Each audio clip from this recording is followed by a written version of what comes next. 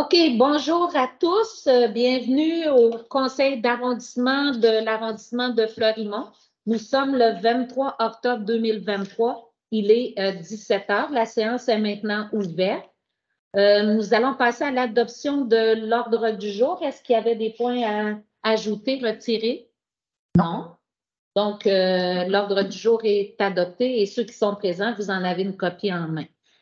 Au niveau du procès-verbal, des procès-verbaux plutôt, le point 3.1.1, lecture et adoption du procès-verbal de la rencontre du 25 septembre 2023. Nous avons déjà reçu le procès-verbal, nous en avons pris connaissance et je crois qu'il n'y avait pas de correction à faire. Donc, le procès-verbal est adopté. Le point 3.2.1, c'est l'adoption le dépôt du procès-verbal du 29 août, ça ne doit pas être correct, ça, du 25 septembre, j'imagine, du comité consultatif d'urbanisme. C'est marqué 28 août. C'est le Excusez, du CCU d'urbanisme. Du 28 août. Du 29 août. Ah, désolé. Donc, c'est marqué 28, ça feuille, là, ici, là, dans le procès verbal. Okay. C'est le 29 ou le 28? Puis pourquoi ce n'est pas celui du mois de septembre? Parce que lui, il faut attendre qu'il soit adopté. Celui du septembre, il est adopté. Parfait. Aussi. Donc, du 28 août. Là, sur le procès verbal, c'est marqué 28 août à 13 h aux salles 307, 308 et sur l'agenda, c'est marqué 29. C'est effectivement le 29.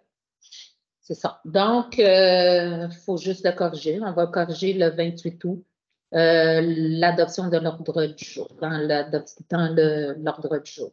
Ça va? Est-ce qu'il était conforme, votre procès verbal? Oui? OK. Parfait. Période de questions des personnes présentes. Donc, règle générale, on donne à peu près 3 à 5 minutes aux citoyens pour poser leurs questions au conseil. Bien sûr, vous pouvez faire une introduction qui amène votre question. Normalement, c'est comme ça que ça se déroule. Donc, vous allez lever la main, puis on va à tour de rôle choisir qui va s'exprimer. Monsieur, vous étiez le premier. Est-ce que vous souhaitez prendre la parole? Oui. Et vous vous nommez avant de commencer aussi. Mon nom est Michel Morel, je réside sur la rue Comté. Et j'ai eu vent qu'il y avait un projet qui voulait s'installer sur la rue King concernant la rue du Salut pour offrir leur service. Et j'ai eu voulu dire qu'il y avait de l'objection de la part de certains conseillers. J'aimerais savoir les obstacles qui pourraient pour empêcher l'armée du salut de pouvoir s'installer sur la King dans le bâtiment que M. Cousteau détient. Et c'est ça. J'aimerais savoir où est-ce que c'est rendu, quelles sont les objections. Si on parle de zonage ou consultation populaire, que le lieu autour, c'est ça. Je voudrais avoir des informations parce que vous regardez le dossier. Je ne viens pas seulement en mon nom, mais au nom de plusieurs citoyens dont on s'est consulté. C'est juste une introduction de ce que je fais. Je vais avoir des informations. J'ai déjà des informations de l'armée du salut, de la direction régionale du Québec et de l'Ontario aussi. Mais je ne veux pas avoir seulement une version. Je veux avoir le contenu de tout ce qui est discuté. Impossible. Je vais répondre. Vous ne prendrez pas la parole en tant que président du CCU, s'il vous plaît. Oui, Daniel, j'ai dit, je t'ai fait signe que je voulais dire en voix. Donc, vous avez terminé, monsieur? Donc, merci.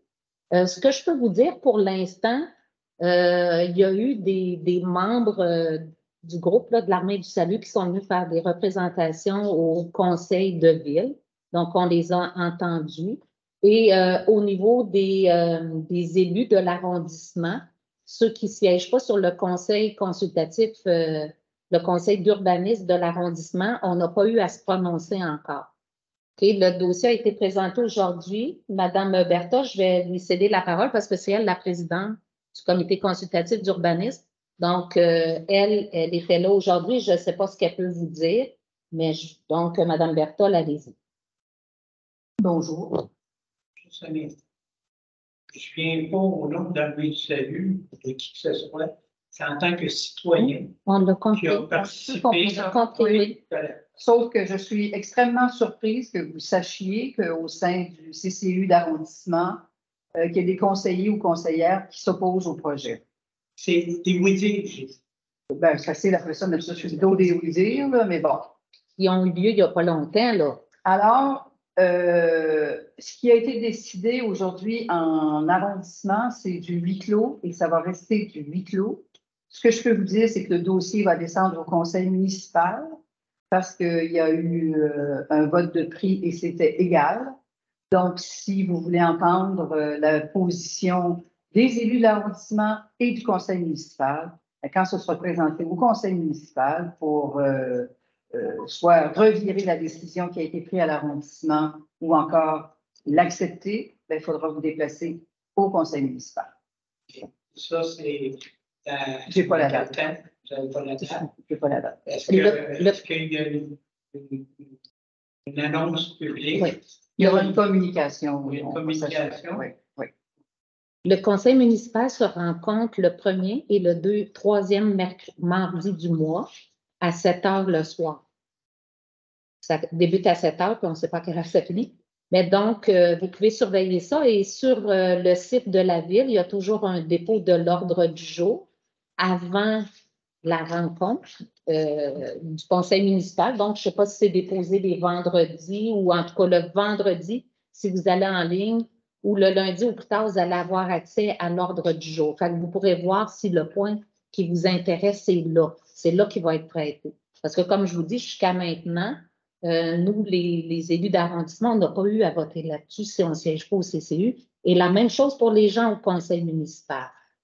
Fait que c'est bien. Parce que je ne connais pas comment ça fonctionne. Oui, ben c'est ça. Avant de faire des cours, C'est ça. il vaut mieux savoir sur quel terrain on s'engage. Exactement. Oui. Donc, quelqu'un d'autre qui veut prendre la parole?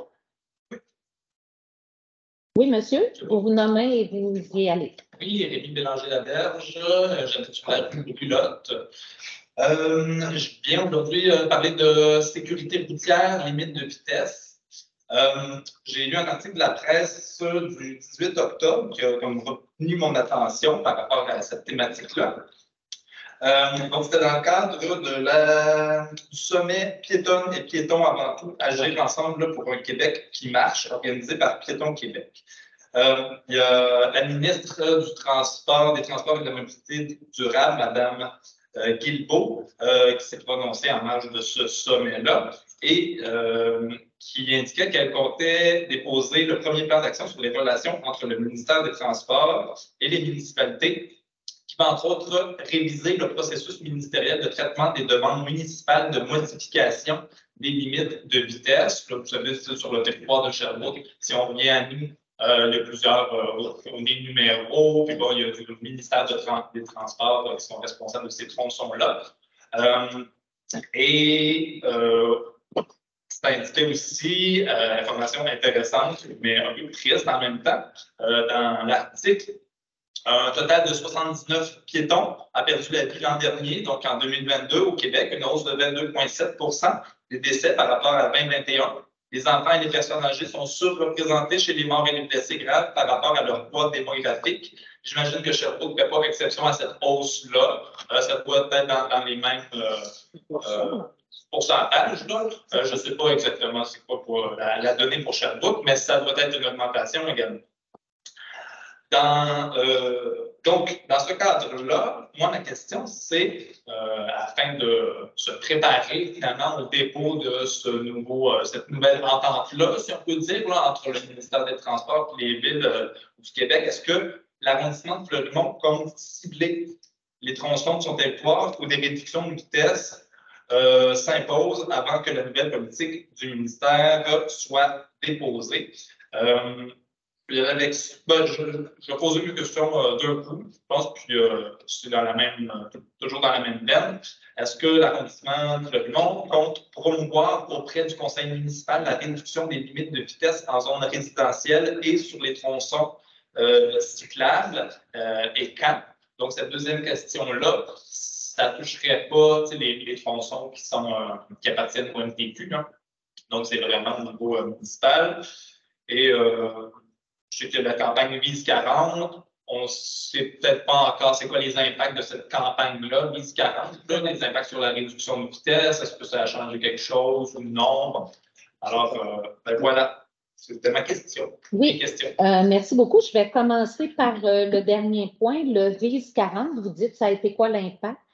Quand le dossier nous a été présenté au conseil municipal cette année, c'est une mesure, le Vise 40, qui avait été mise en place l'an dernier.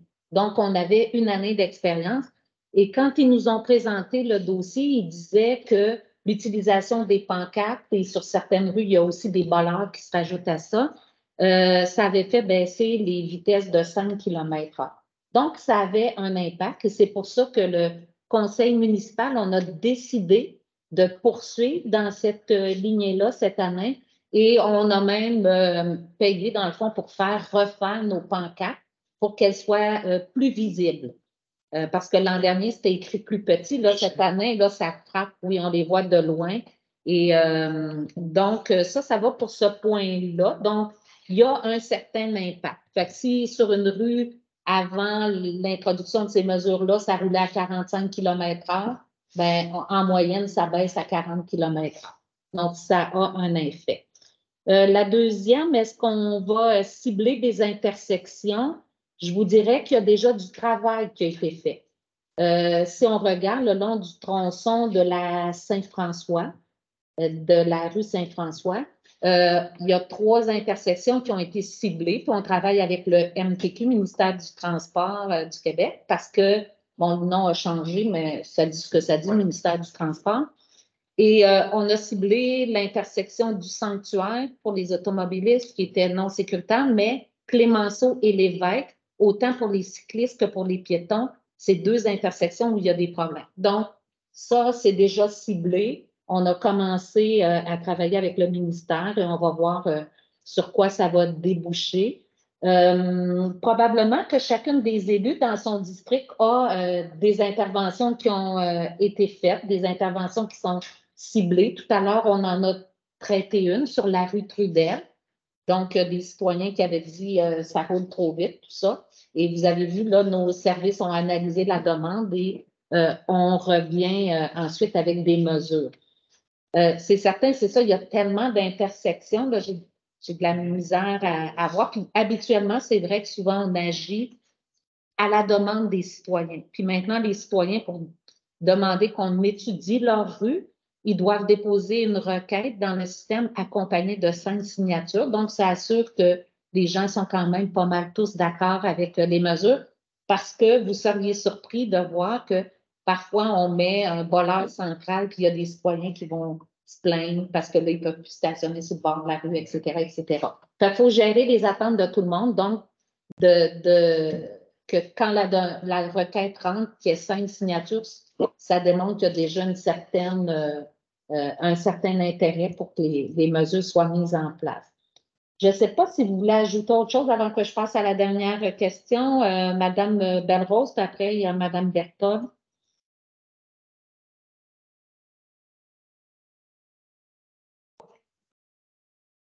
Bientôt, la commission de la sécurité et du développement social va adopter toutes les commissions vont adopter notre nouveau plan d'action, notre priorité pour 2024.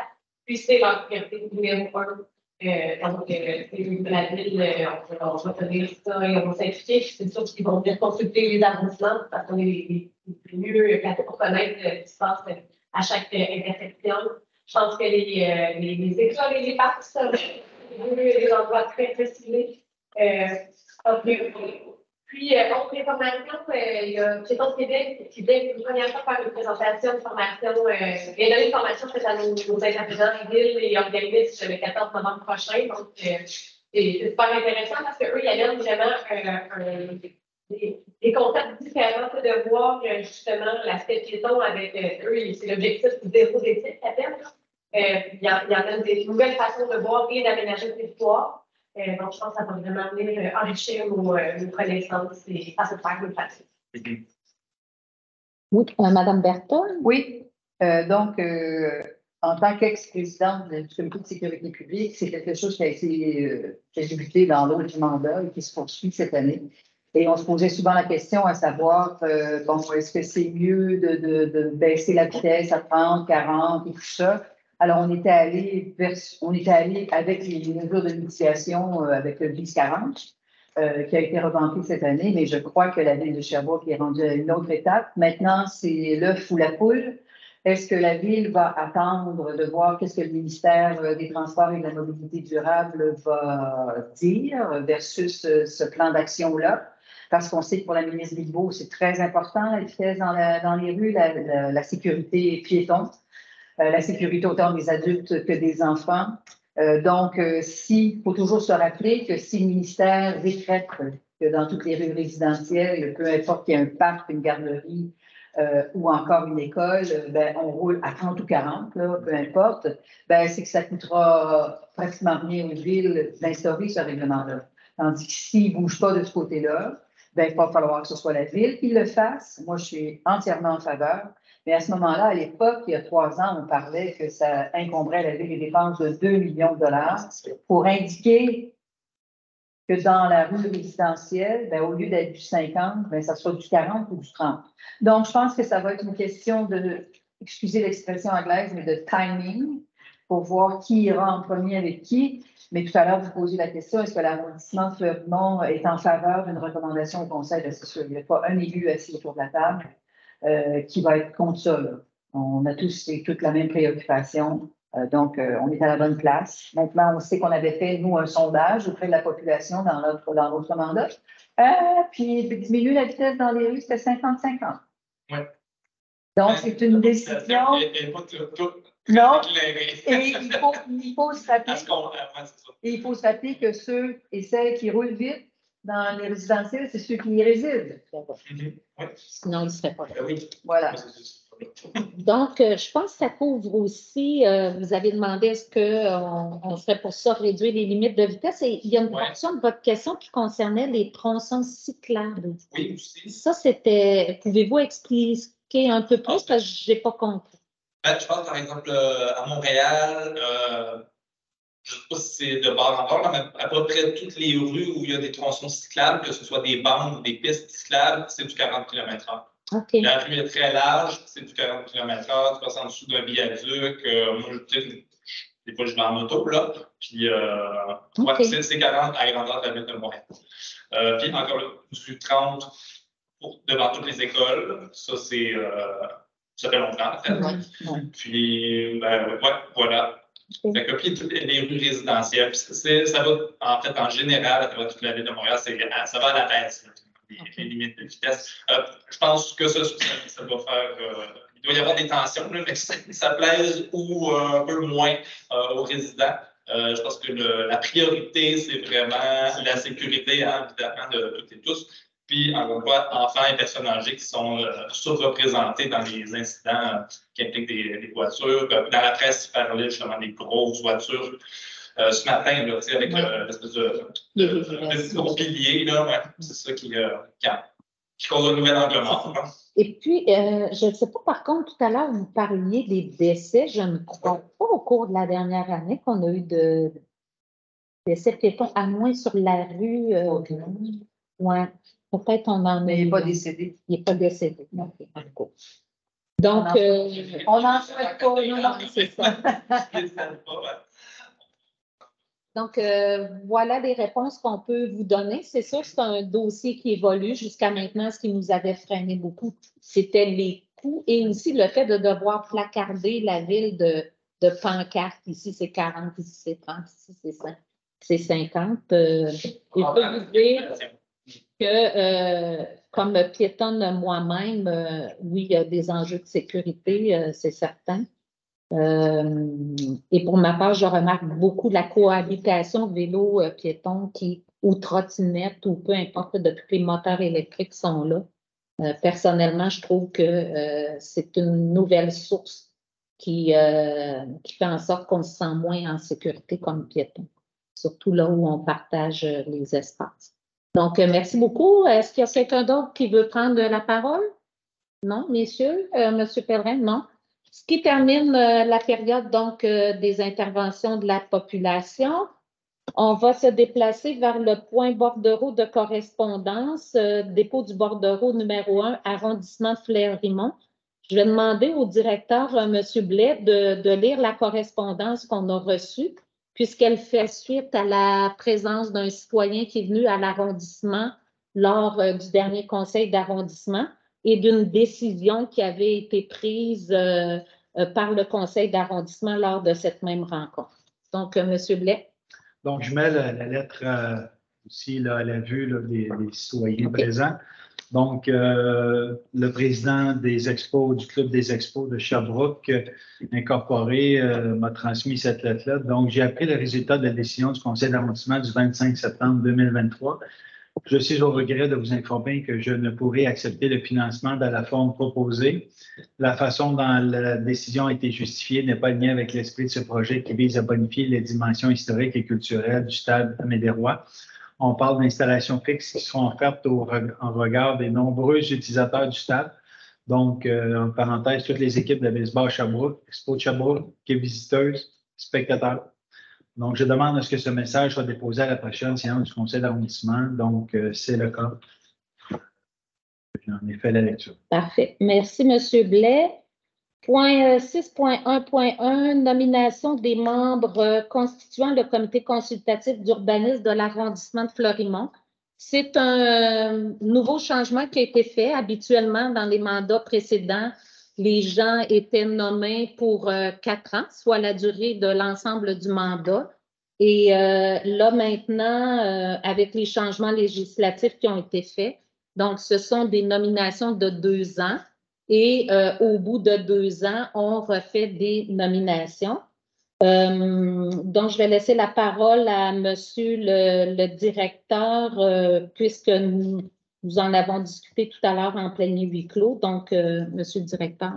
Donc, évidemment, je rappelle un peu le contexte. Le comité consultatif d'urbanisme est constitué de 2 membres du conseil d'arrondissement nommés par le conseil d'arrondissement et 2 autres membres étant désignés à titre de membres substituts.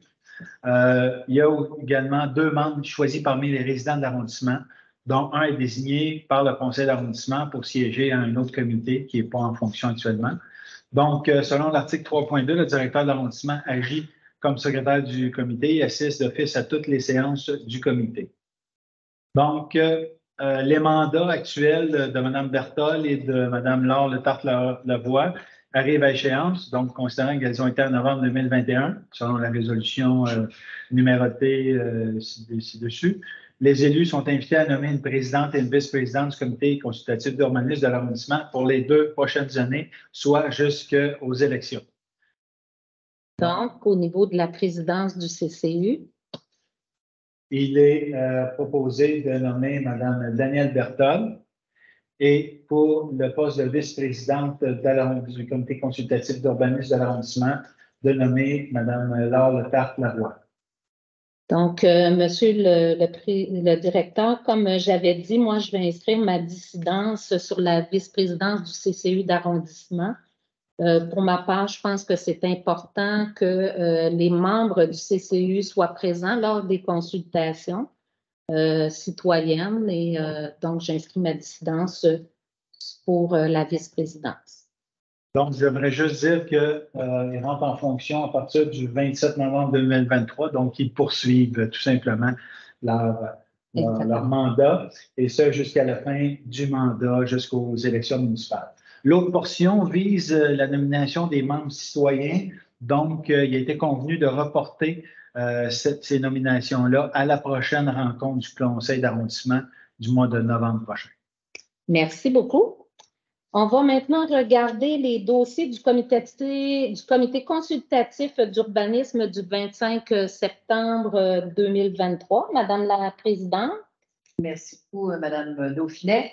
Donc, c'est une demande de dérogation mineure au règlement 1200 tournage et lotissement de la ville de Sherbrooke pour la zone H 1435 au 515 de la rue Lemaire.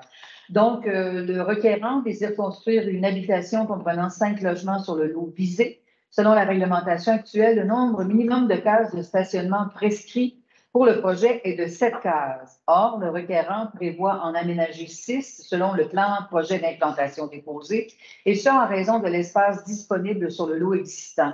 Il s'agirait d'une seule norme dérogatoire pour la construction d'un bâtiment de 5 logements sur le dit lot. Alors, la recommandation du CCU d'arrondissement, c'est que la dérogation mineure pour ce lot, qui est au 515 de la rue Lemaire dans la zone d'habitation H 1435, eh bien, soit acceptée à l'effet d'autoriser un écart d'une case au nombre de cases stationnement minimum prescrit de 7, et ce, afin de permettre la construction d'une habitation multifamiliale de 5 logements.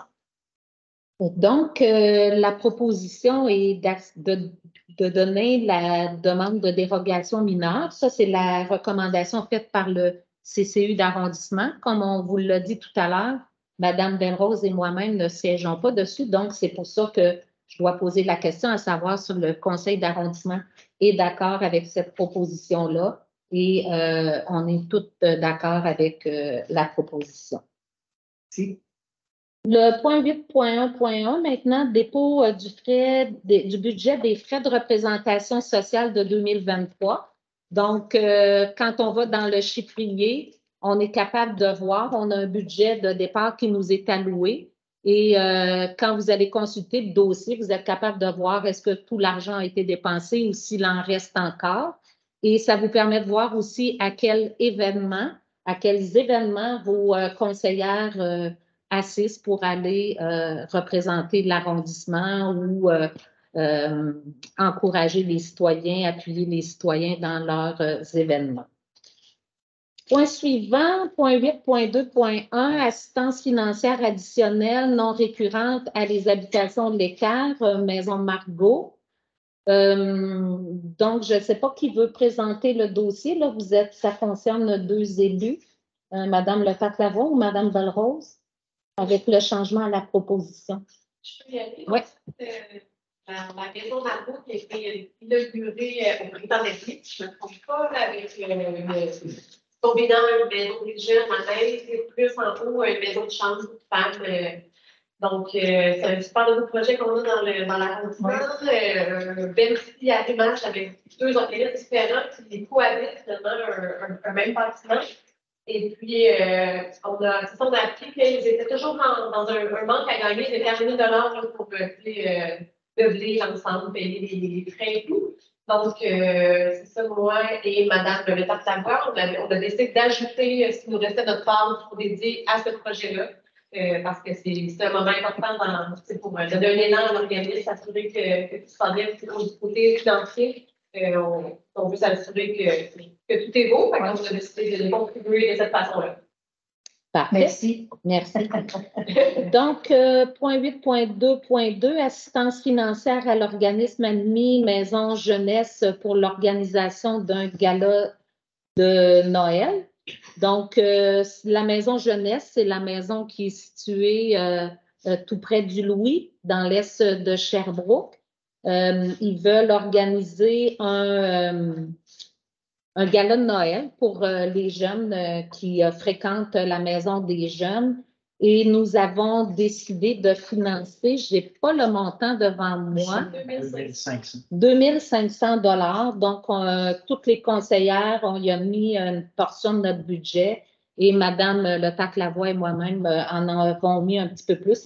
Nous deux, nous avons financé 2 000 $ du montant total. Donc, ça va pour ça aussi.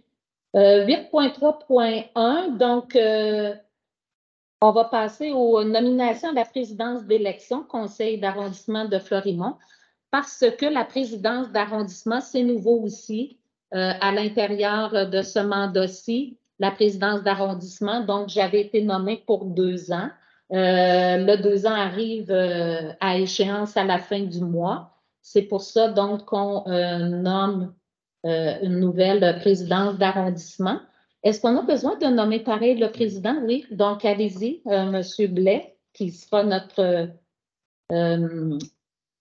président d'élection. Oui, merci beaucoup.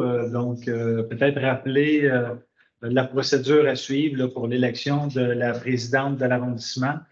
Donc, la procédure est la suivante.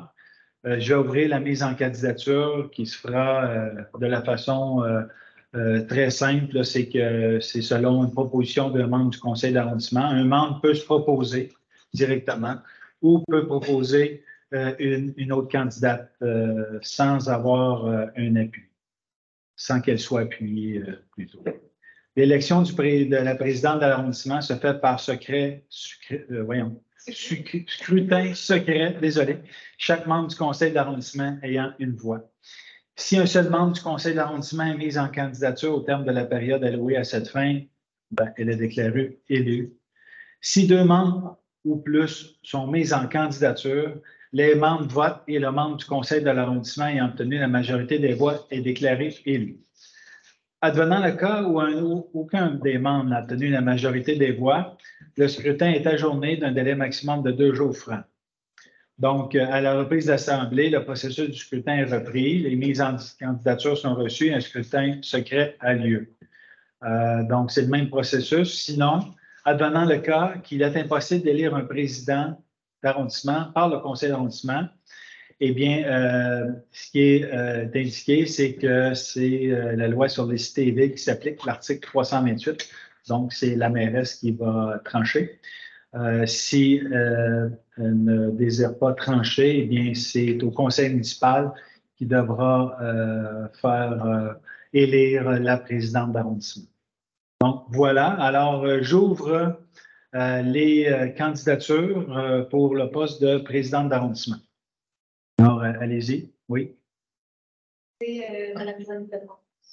Donc, Mme Laure Latarte-Labois propose Mme Belrose. Donc, il n'y a pas d'autres mises en candidature. Et on ferme la période de candidature. Alors, étant donné qu'il y a une candidate seulement qui a posé sa candidature ou qui a été proposée comme candidature, eh bien, on nomme Mme Joanie Belrose à titre de présidente de l'arrondissement à compter du 27 novembre, qui rentre en fonction le 27 novembre, et ça jusqu'aux élections municipales qui est prévu le 2 novembre 2025. Parfait, merci.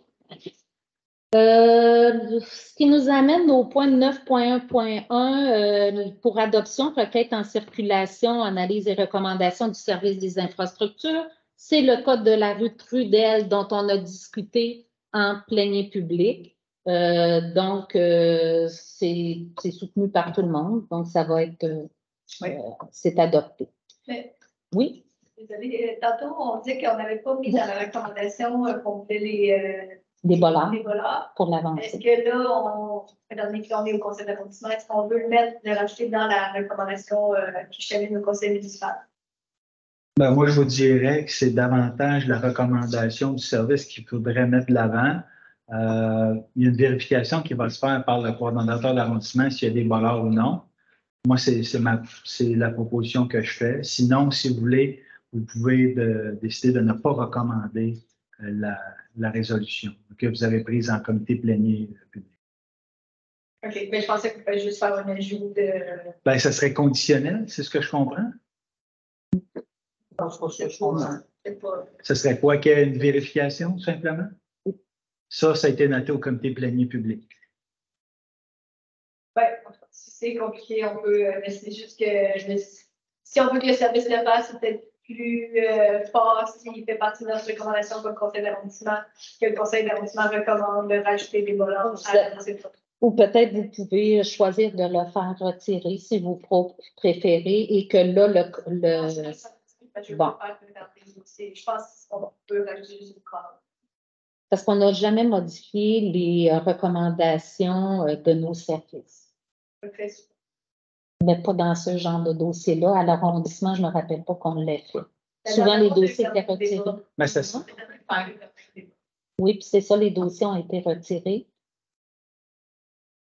Je suis allée t'expliquer qu'on a le droit, comme conseil d'arrondissement, de changer de la résolution et de mettre, on peut rajouter quelque chose, on peut enlever une phrase. C'est ça, Oui. Ben, la raison de mon intervention, c'est de savoir qu'est-ce que vous aimeriez qu'il soit libellé dans le. Est-ce que c'est conditionnel? C'est pas conditionnel, Ce c'est serait que quoi? le conseil d'arrondissement recommande de rajouter des voleurs à l'avancée du trottoir. Ouais, c'est au conseil d'arrondissement à décider. C'est ce qui a été nommé par tout le monde tout à l'heure. Oui, sauf que il y a peut-être d'autres façons d'arriver à la même situation parce que l'autre fois, on en a discuté. Si on se met à changer chacun les recommandations de nos services. Il va falloir que le greffe vienne expliquer qu'est-ce qu'on peut faire. Ben, exact, parce que vous avez votre interprétation, puis il y en a d'autres qui ont d'autres interprétations. De changer les recommandations. Donc, est-ce que ça convient ou si les gens s'opposent? Moi, je voulais juste, si oui. je peux prendre la parole, si vous permettez, si vous n'acceptez pas la recommandation que vous avez acceptée, dans le fond, d'aller de l'avant en comité plénier public, si vous décidez de la changer là, vous pouvez le faire, pourvu que vous soyez, que le conseil d'arrondissement soit ça passe majoritairement ou de façon unanime. Mais si ce qui est entendu avec Maître Martel, le greffier de la Ville, c'est que si vous n'êtes pas en faveur de la recommandation de service, c'est à l'effet de ne pas recommander. C'est ça qui a été convenu. Je demande de rajouter une phrase. Mais là, je vois que c'est compliqué, fait que je vais redemander au greffier. C'est au conseil d'arrondissement à décider. Donc, on l'adopte tel quel? Parfait, merci beaucoup. Ce qui nous amène au point 12.1.1, dépôt du calendrier des événements à venir. Donc, je vous invite à aller sur le site et puis là, non, elle n'apparaît pas à l'écran, mais vous pourrez aller sur le site voir les différents événements qu'il va y avoir à Sherbrooke. J'ai remarqué, on a une troupe de théâtre en résidence ici au Parvis qui s'appelle le théâtre à double tranchant et ils font une pièce du 27 octobre au 4 novembre. Donc, si ça vous tente de venir les encourager, vous pouvez commander acheter vos billets sur la billetterie du Parvis. Donc, une petite suggestion. Ça va pour tout le monde. Donc, message des membres du conseil, Mme Bertol. Pas de message. Bonne Halloween. Mme Letac-Lavoie. Oui, je voulais parler d'une initiative citoyenne qui part dans le quartier Saint-Jean-Baptiste. Dans le fond, ils vont faire une locomotion. Donc, locomotion, c'est dans le fond une plateforme qui permet aux gens de pouvoir prêter leur voiture à leurs voisins dans un quartier défini. Donc, le quartier qui ont défini la zone, c'est de Bowen à 11e avenue, puis de la King jusqu'à Shelby. Donc, ça fait comme un quadrilatère. Donc, si vous habitez dans ce quadrilatère-là, vous pouvez aller vous renseigner. Il y a une page Facebook Locomotion Saint-Jean-Baptiste. Il y a aussi une adresse courriel Locomotion Saint-Jean-Baptiste à commercial@gmail.com. Et c'est ça, vous pouvez prêter votre voiture, votre vélo, votre remorque ou emprunter à vos voisins vélo, remorque ou voiture à moindre coût pour les gens qui sont intéressés à peut-être plus partager leur voiture puis pas à en posséder deux, par exemple. Donc, c'est une belle initiative citoyenne dans le quartier Saint-Jean-Baptiste. Et puis, vous pouvez suivre les informations sur la page Facebook et vous abonner comme membre de cette communauté. Merci, Madame Belle-Rose, s'il vous plaît. Merci. Quelques petits messages. Ce jeudi, 19h, au centre Julien Duchamp, il y aura une consultation, soirée d'échange d'informations sur le projet Masson. En fait, on va aborder plus précisément l'impact sur la circulation dans le quartier, cette préoccupation des citoyens. Donc, c'est un rendez-vous ce jeudi, 19h, centre Julien Duchamp. Sinon, j'ai mis en ligne sur ma page Facebook un sondage pour les parcs du district. Donc, parc Jean-Fleury, Maillet, Couturier et aussi le promontoire du Bicentenaire qui est situé sur la 12e avenue et qui offre une super vue splendide sur la ville. Alors, on veut y amener un nouvel aménagement. Donc, j'aimerais ça vous entendre. Si vous voyez le sondage, vous pouvez aussi partager aux voisins. Donc, au plaisir de vous lire. Sinon, la semaine prochaine, fête d'Halloween, je l'ai nommé tout à l'heure à l'effectuer des événements, calendrier d'activité. Il y aura quelque chose, une tournée monstrueuse, Fleurimonstre. C'est la tournée Fleurimonstre, donc dans chaque district. Il y a un événement, des activités, de l'animation, des décorations. Dans le district des 4 saisons, ce sera au Parc Jardin Fleury, de 16h30 à 19h30. Puis, en plus, il y a l'artiste local, notre artiste Méganam, qui viendra faire une exposition maison de quelques œuvres. Je pense qu'il est dans une remorque, ça va être super sympathique. Donc, voilà pour les messages. Sinon, je voulais quand même remercier mes collègues pour cette nomination, cette confiance que vous portez pour le poste de présidente de l'arrondissement de Fleury-Mont.